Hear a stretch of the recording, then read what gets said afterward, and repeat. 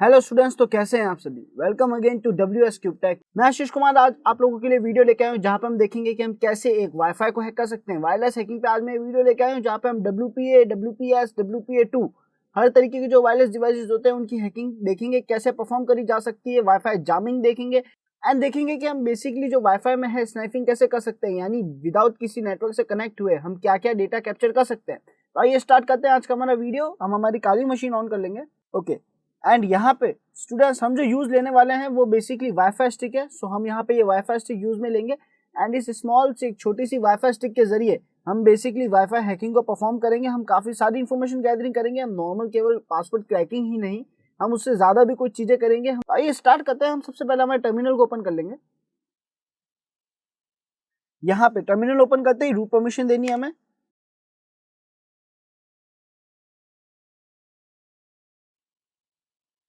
And root permission देते ही अब हमें करना क्या है बेसिकली, तो इसको अच्छे से समझिएगा। जैसे कि हमने थ्योरी सेशंस में भी देखा कि जो एक वाईफाई होता है जो काम कैसे करता है, यानी हमारा जो ब्रॉडबैंड है वो हमें आईपी अलॉट करता है, वो हुईज रिक्वेस्ट भेजेगा। अगर हम उससे कनेक्ट होते हैं, हम आईडी पासवर्ड डाल के जैसे ही सबमिट करते हैं तो एक हैंडशेक फाइल जनरेट होती है। तो हमें वही हैंडशेक फाइल है वो जो ट्रैफिक को कैप्चर करना है। वो कैप्चर हम कैसे कर सकते हैं? वो कैप्चर हम तभी कर सकते हैं जब हमारी जो वाईफाई स्टिक है, हमारा जो वाईफाई डिवाइस है वो मॉनिटर मोड में हो, यानी वो मॉनिटर सेटअप में हो, आसपास का जो भी डेटा जा रहा है वो उसे मॉनिटर कर सके, एनालाइज कर सके। तो उसी केस में हम बेसिकली उस डेटा को कैप्चर करके वहां पे पासवर्ड फाइल कैप्चर करके या तो उन्हें क्रैक कर सकते हैं या उन्हें पढ़ सकते हैं। तो उसको स्टार्ट करने के लिए सबसे पहला हमारा काम है हमारी वाईफाई स्टिक को मॉनिटर मोड में ले जाना। इसलिए मैंने एक एक्सटर्नल वाईफाई स्टिक यूज में ली है जो कि मॉनिटर मोड सपोर्ट करती हो। तो आपको इसके लिए करना है कि आपको सबसे पहले IF कॉन्फ़िग लिख के एक बार टेस्ट कर लेना है कि आपका जो वाईफाई है उसका नाम क्या है। तो फिलहाल यहाँ पे क्योंकि दो वाईफाई स्टिक है, एक जो मेरे लैपटॉप में इनबिल्ट थी LAN 0 जो आपको यहाँ पे दिख रहा है, और दूसरी जो मैंने अभी प्लग इन करी है जिसका नाम है LAN 1। तो हमें बेसिकली इस LAN 1 की जो वाईफाई स्टिक है इसको कन्वर्ट करना है। तो हम एक बार IW कॉन्फ़िग लिख देते हैं जिससे हमें वायरलेस डिवाइसेस दिखाएगा। एंड यहाँ पे आप देख सकते हैं हमें LAN 0 दिखा रहा है एंड LAN 1 बता रहा है। अब यहाँ पे आप नोट करें अगर, तो LAN 0 जो है वो तो WS क्यूबटेक से कनेक्टेड है जिसका मोड मैनेज्ड है, एंड LAN 1 जो है वो किसी से कनेक्ट नहीं है और इसका भी मोड मैनेज्ड है। हमें क्या करना है, हमारी जो LAN 1 है उसका मोड मॉनिटर करना है, उसका मोड मैनेज से हटा के मॉनिटर में कन्वर्ट करना है। तो आइए इसको स्टार्ट करते हैं। हम लिखेंगे सबसे पहले अगर किसी भी डिवाइस में हम कोई कॉन्फ़िगरेशन या सेटिंग चेंज करते हैं तो हम उस डिवाइस को बंद करते हैं। हम रनिंग प्रोसेस के अंदर उसमें चेंजेस नहीं करते, अदरवाइज वो कुछ ना कुछ फाइल को करप्ट कर सकता है। तो हमें लिखेंगे IF कॉन्फ़िग LAN 1 डाउन, जिससे जो बेसिकली हमारा LAN 1 है, हमारा जो इंटरफेस है वाईफाई का जो डिवाइस है वो डाउन हो जाएगा, यानी वो बंद होगा, वो थोड़ी देर के लिए स्टॉप होगा ताकि हम उसमें चेंजेस कर सके। अब हम यहाँ लिखेंगे IW config LAN 1 mode monitor. हमें क्या करना था, इसका मोड चेंज करना था, मैनेज से मॉनिटर करना था। देन हम एंटर करेंगे तो नाउ इसका जो मोड है वो चेंज हो गया है एंड हमें इस वाईफाई स्टिक को वापस अप करना है, यानी ऑन करना है। तो हम यहाँ पे डाउन की जगह लिख देंगे अप।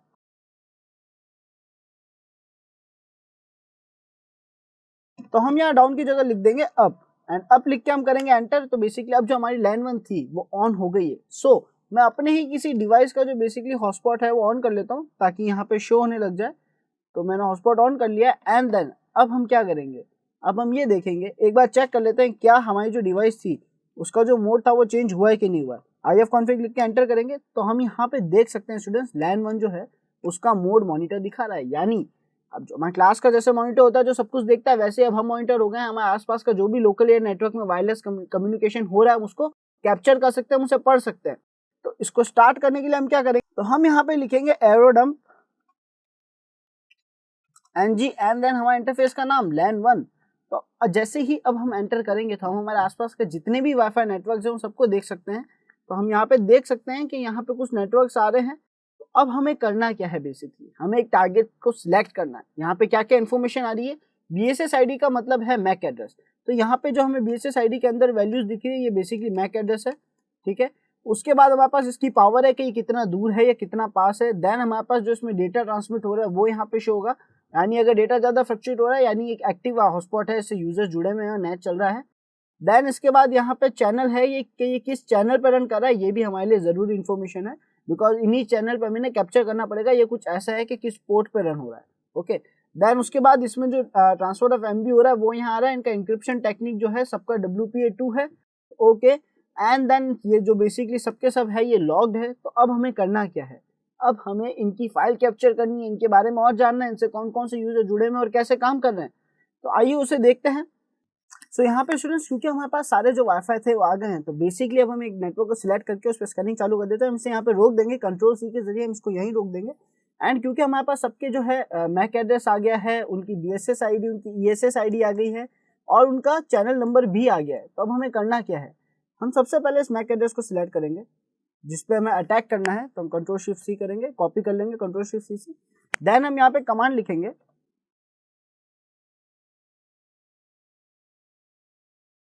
-ng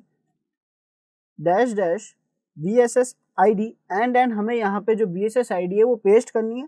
तो यहाँ पे हम जो BSS ID हमने कॉपी करी थी वो पेस्ट कर देंगे, जो कि मैक एड्रेस है विक्टिम मशीन का, यानी वो वाईफाई का जिसको हमें हैक करना है, जिसका हमें पासवर्ड क्रैक करना है।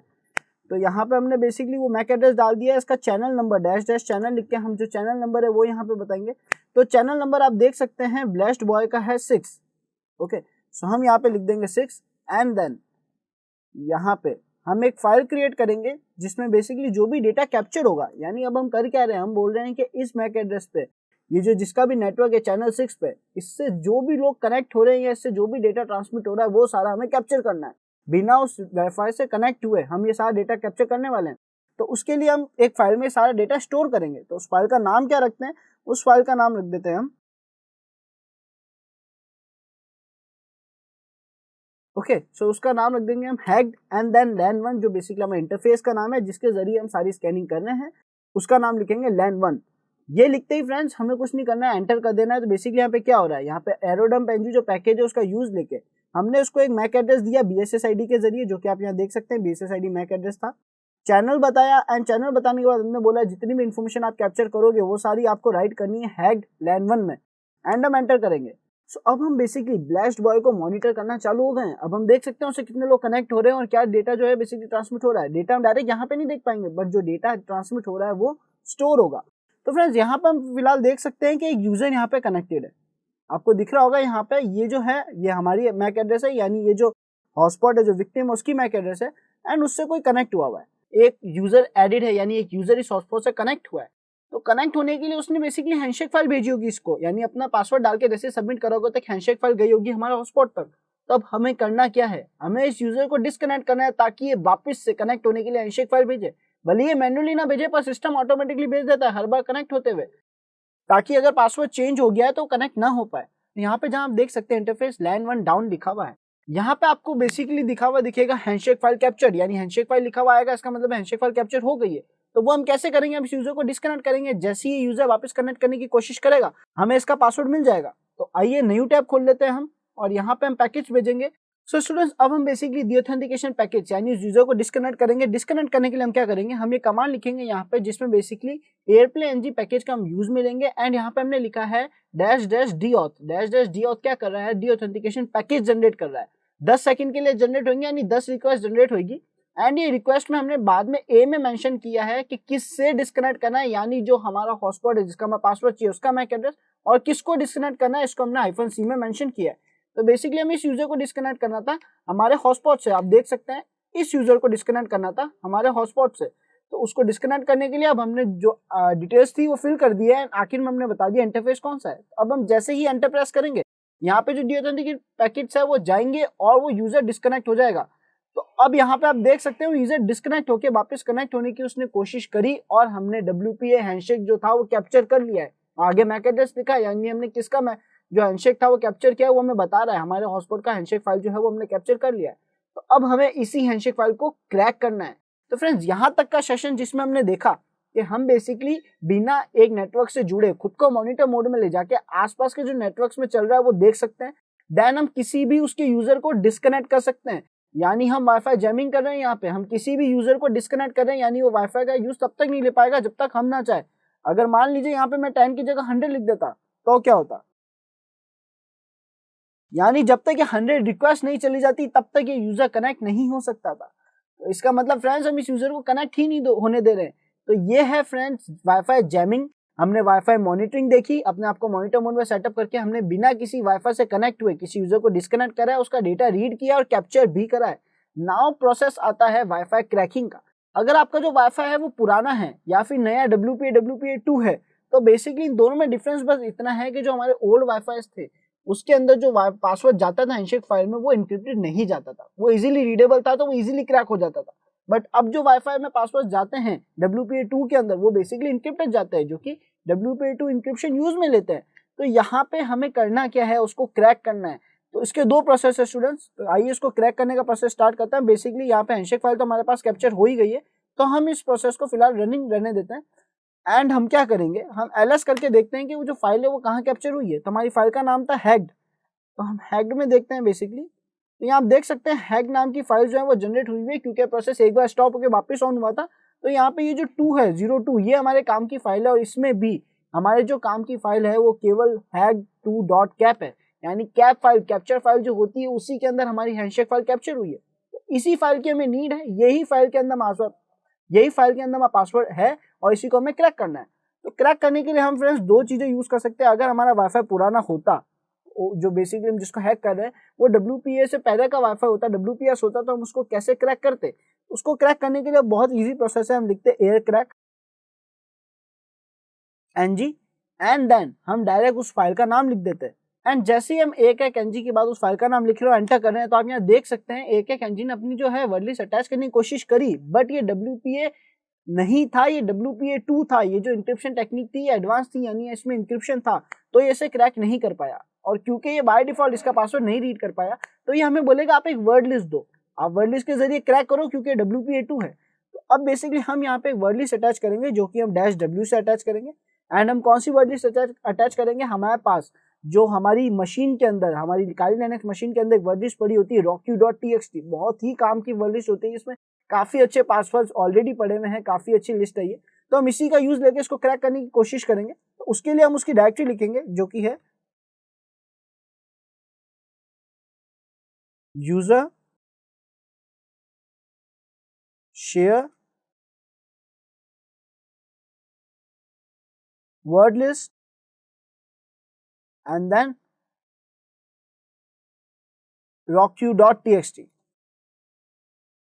तो आप यहाँ पे देख सकते हैं basically user share word list rocku.txt इसकी प्रॉपर लोकेशन है। अगर आप फर्स्ट टाइम यूज करें तो एक बार ध्यान रखिएगा, ये जो rocku.txt ये बेसिकली जिप होगी, तो आपको इसको अनजिप करना पड़ेगा। तो आप cd लिख के यूजर शेयर वर्ड लिस्ट में जाएंगे एंड आप देखेंगे अगर rocku.txt आपकी जिप है तो आप वहां पे अनजिप कमांड लिख के उसे अनजिप कर लीजिएगा।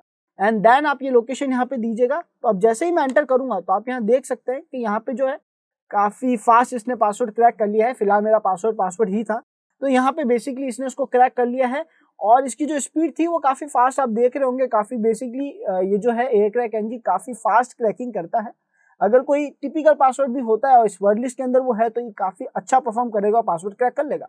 ये डेमो के लिए था students, basically word list generate करना भी हम देखेंगे आगे क्रैकिंग सेक्शन में कि हम कैसे एक अच्छी वर्ड लिस्ट बना सकते हैं, उस पर भी हम फोकस करेंगे, उसको भी समझेंगे। आज के लिए इतना ही था, जहां पे हमने देखा कि वाईफाई कैसे काम कर रहा है, हैंडशेक फाइल कैसे जारी होती है, हम कैसे मॉनिटर मोड में जाके किसी भी हैंडशेक फाइल को कैप्चर कर सकते हैं, किसी भी यूजर को कितनी भी देर के लिए डिस्कनेक्ट कर सकते बिना उस हॉटस्पॉट से कनेक्ट हुए। तो फ्रेंड्स उम्मीद है आज का वीडियो आपको पसंद आया होगा। मिलते हैं कल एक और नए वीडियो के साथ, तब तक के लिए अगर आपने सब्सक्राइब नहीं करा है तो अभी सब्सक्राइब कर लीजिए। Thank you.